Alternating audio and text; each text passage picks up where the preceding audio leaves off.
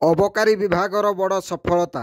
ବିଭିନ୍ନ ସ୍ଥାନରେ ଅବକାରୀ ମୋବାଇଲ ସ୍କ୍ୱାଡର ଚଢ଼ାଉ, 2 ଗିରଫ। ଢେଙ୍କିକୋଟ ଅଞ୍ଚଳର ବିଭିନ୍ନ ସ୍ଥାନରେ ଚୋରା ମଦ ବ୍ୟବସାୟ ଚାଲିଥିବା ବେଳେ ଅନେକ ସମୟରେ ମହିଳାମାନେ ଢେଙ୍କିକୋଟ ଫାଣ୍ଡି ସହ ଥାନା ଓ ଜିଲ୍ଲାପାଳଙ୍କ ଦ୍ୱାରସ୍ଥ ହୋଇଥିବା ଶୁଣିବା ପାଇଁ ମିଳେ। କିନ୍ତୁ କୌଣସି ସୁଫଳ ମିଳିପାରୁନଥିଲା। ଅଦିନିଆ ବର୍ଷା ଭଳି କେନ୍ଦୁଝର ଅବକାରୀ ମୋବାଇଲ ସ୍କ୍ୱାଡ ପକ୍ଷରୁ ଆଜି ଢେଙ୍କିକୋଟ ଅଞ୍ଚଳର ବିଭିନ୍ନ ସ୍ଥାନରେ ଚଢ଼ାଉ କରାଯାଇଛି। ଚଢ଼ାଉ ସମୟରେ ଚୋରା ମଦ ବିକ୍ରି କରୁଥିବା 2 ଜଣଙ୍କୁ ଗିରଫ କରାଯାଇଛି। ଗିରଫ ହୋଇଥିବା 2 ଯୁବକଙ୍କ ମତ ଅନୁଯାୟୀ ସେମାନେ ହେଲେ ସିଦ୍ଧ ନାୟକ ଓ ରୋଇବୁ ମୁଣ୍ଡା। ଦୀର୍ଘ ଦିନ ହେବ ଚୋରା ମଦ କାରବାର କରୁଥିବା ବେଳେ ସର୍ବଦା ଅଶାନ୍ତିର ବାତାବରଣ ଗ୍ରାମରେ ଲାଗି ରହୁଥିଲା।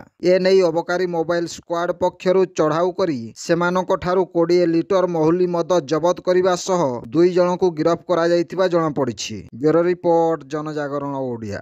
ଭିଡ଼ିଓ ଗୁଡ଼ିକ ଆପଣମାନଙ୍କୁ ଭଲ ଲାଗୁଥିଲେ ଆମ ଚ୍ୟାନେଲକୁ ସବସ୍କ୍ରାଇବ୍ କରିବା ସହ ଲାଇକ୍ ସେୟାର କରିବାକୁ ଭୁଲନ୍ତୁ ନାହିଁ।